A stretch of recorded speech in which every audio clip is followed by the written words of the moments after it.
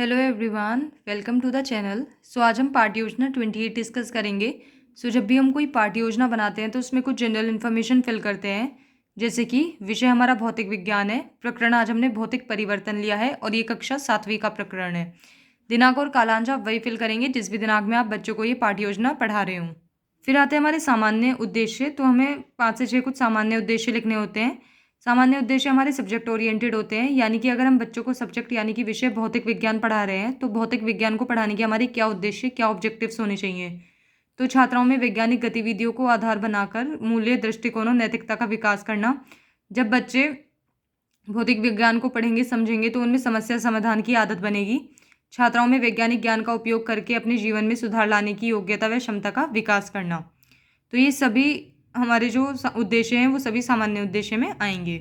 फिर आते हैं हमारे विशिष्ट उद्देश्य। तो जो हमारे विशिष्ट उद्देश्य होते हैं वो टॉपिक ओरिएंटेड होते हैं, यानी अगर हम बच्चों को टॉपिक यानी कि प्रकरण भौतिक परिवर्तन पढ़ा रहे हैं तो भौतिक परिवर्तन को पढ़ाने के हमारे क्या उद्देश्य होने चाहिए। तो पहला, छात्राएं भौतिक परिवर्तन को परिभाषित कर सकेंगी। छात्राएं भौतिक परिवर्तन के गुणों के बारे में ज्ञान प्राप्त कर सकेंगी। छात्राएं अपने दैनिक जीवन में भौतिक परिवर्तन के प्रकार के बारे में अपने ज्ञान को लागू कर सकते हैं। तो ये सभी उद्देश्य हमारे विशिष्ट उद्देश्य में आएंगे। फिर आती है सहायक सामग्री। तो शामपट, चार्ट, चौक, डस्टर आदि ये सब के उपयोग करके छात्र अध्यापिका बच्चों को पाठ्य योजना समझाते हैं। उसके बाद आता है पूर्व ज्ञान। तो छात्राएं भौतिक परिवर्तन के बारे में सामान्य जानकारी रखती हैं।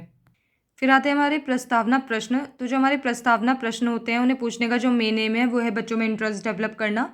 इनकी संख्या 4 से 5 होती है और ये टॉपिक शुरू करने से पहले पढ़ाए जाते हैं।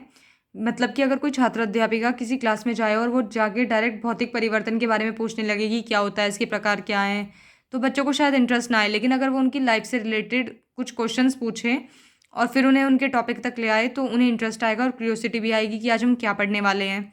तो इसमें 2 कॉलम बनाएंगे हम, छात्र अध्यापिका क्रियाएँ का और छात्र क्रियाएँ का। तो इन्हें पढ़ाने का, पूछने का एक पैटर्न होता है, वो होता है जिगजैग पैटर्न। यानी कि जो क्वेश्चन फर्स्ट है उससे उस जो क्वेश्चन फर्स्ट का आंसर है उससे रिलेट करके हमें नेक्स्ट क्वेश्चन बनाना है। मतलब जो क्वेश्चन और आंसर है उनमें एक रिलेशन होना चाहिए। ऐसा नहीं कि हम क्वेश्चन कहीं से पूछ रहे हैं फिर आंसर कुछ और बता दिया बच्चों ने और फिर नेक्स्ट क्वेश्चन कुछ और बना रहे हैं। तो क्वेश्चन आंसर में रिलेशन होना चाहिए। उसके बाद फिर जो सेकंड का आंसर आएगा उससे रिलेट करके हम नेक्स्ट क्वेश्चन बनाएंगे। तो ऐसे करते करते हम उन्हें अपने टॉपिक तक ले आएंगे। तो प्रश्न पहला है, आप पढ़ाई के लिए स्कूल में कहाँ बैठते हैं। तो बच्चे आराम से बता देंगे, कक्षा में। दूसरा, कक्षा में शिक्षक लेखन का कार्य कहाँ करते हैं। तो सबको पता है, शामपट पर। देन थर्ड, शामपट या फिर ब्लैक बोर्ड पर लिखने के लिए आप किस सामग्री का उपयोग करते हैं। तो हम लिखने के लिए चौक का उपयोग करते हैं। देन फोर्थ, चौक के 2 टुकड़ों में तोड़ने पर किस प्रकार का परिवर्तन होता है। तो यह आ जाएगा संभावित उत्तर। तो हमारे संभावित उत्तर आने का मतलब है कि बच्चों को शायद नहीं पता अब इसका आंसर कि अगर हम चौक के 2 टुकड़े कर दें तो वो किस प्रकार का परिवर्तन है। तो जब भी बच्चों को नहीं पता होता तो हम वहाँ पे लिख देते हैं संभावित उत्तर। उसके बाद हम उद्देश्य कथन बता देंगे बच्चों को, छात्राओं आज हम भौतिक परिवर्तन के विषय में विस्तृत अध्ययन करेंगे।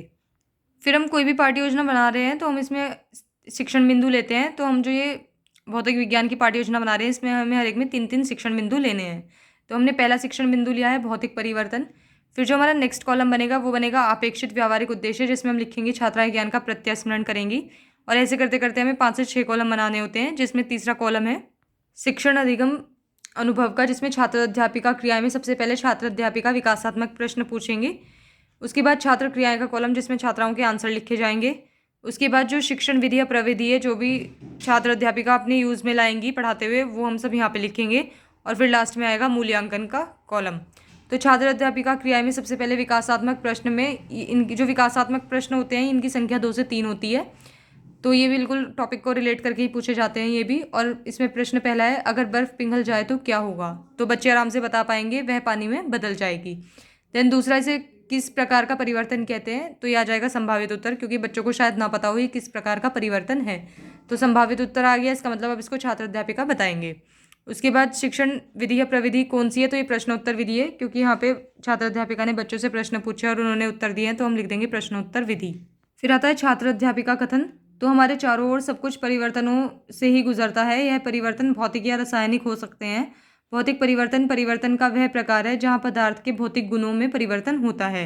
किसी वस्तु के रंग आकार में होने वाले परिवर्तन को भौतिक परिवर्तन कहते हैं। उदाहरण, शीशे का टूटना, बर्फ को पिघल लेना आदि। आपको एक शिक्षण बिंदु में उतना ही लिखना है जितना आप बच्चों को एक बार के में पढ़ा सके। बहुत एक्स्ट्रा आपको नहीं लिखना है कि आपने बहुत सारा लिख दिया और आप बच्चों को नेक्स्ट डे जाके कुछ पढ़ा ना पाएँ, ऐसा नहीं होना चाहिए। तो अपने हिसाब से ही आपको उनमें लिखना है और सारी मेन चीज़ें उसमें कवर हो जाएँ, ऐसे लिख के। उसके बाद नेक्स्ट कॉलम है छात्र क्रियाएँ का। तो जब हम बच्चों को पढ़ा रहे हैं तो छात्र उस टाइम क्या करेंगी? छात्राएँ ध्यानपूर्वक सुनेंगी, समझेंगी तथा शामपट कार्य को अपनी उत्तर पुस्तिका में अंकित करेंगी। उसके बाद नेक्स्ट कॉलम आता है शिक्षण विधि या प्रविधि। तो ये व्याख्या विधि है, क्योंकि छात्र अध्यापिका ने यहाँ पे जो शिक्षण बिंदु था भौतिक परिवर्तन उसको अच्छे से बताया है, तो हम यहाँ पे लिख देंगे व्याख्या विधि। फिर सबसे लास्ट में आता है मूल्यांकन का कॉलम। तो मूल्यांकन मतलब हम बच्चों का मूल्यांकन कैसे करें, उनका इवैल्यूएशन कैसे करें कि उन्हें कितना समझ में आ रहा है, हमें पता कैसे चलेगा। तो हम क्या करते हैं, जो भी हमने शिक्षण बिंदु उन्हें पढ़ाया उनमें से एक प्रश्न पूछ लेंगे, तो हमें पता चल जाएगा उनका कितना ध्यान क्लास में है। तो हमें कुछ अलग से नहीं पूछना है प्रश्न, जो भी हमने शिक्षण बिंदु में कवर की हैं चीज़ें उनसे ही रिलेट करके पूछना है, और प्रश्न की संख्या आप एक ही रखेंगे इसमें। तो प्रश्न है भौतिक परिवर्तन का एक उदाहरण दीजिए। फिर आता है हमारा दूसरा शिक्षण बिंदु, जो कि है भौतिक परिवर्तन के गुण।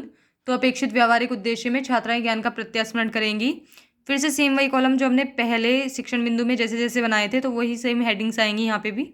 तो विकासात्मक प्रश्न में सबसे पहला प्रश्न है, आप भौतिक परिवर्तन से क्या समझते हैं? तो आंसर बच्चे बता देंगे आराम से, वह परिवर्तन जिसमें आकार बदल जाता है। दूसरा, भौतिक परिवर्तन के गुण क्या हैं? तो ये आ जाएगा संभावित उत्तर, यानी कि बच्चे अब इसे शायद ना बता पाएं, तो अब इसको छात्र अध्यापिका कथन में छात्र अध्यापिका बताएंगे। शिक्षण विधि या प्रविधि, तो पता ही आपको प्रश्नोत्तर विधि है, क्योंकि प्रश्न पूछे गए हैं और बच्चों ने उत्तर किए हैं, तो प्रश्नोत्तर विधि। फिर छात्र अध्यापिका कथन में भौतिक परिवर्तन के गुण इस प्रकार हैं। पहला, भौतिक परिवर्तन अस्थायी होता है। दूसरा, भौतिक परिवर्तन होने पर कोई नया पदार्थ नहीं बनता। तीसरा, भौतिक परिवर्तन सामान्यतः उत्क्रमणीय होते हैं। तो मैंने यहाँ पे 3 ही भौतिक परिवर्तन के गुण लिखे हैं। आप चाहें तो इसमें और 5 से 6 मतलब 5-6 लिख सकते हैं आराम से, कोई दिक्कत नहीं है।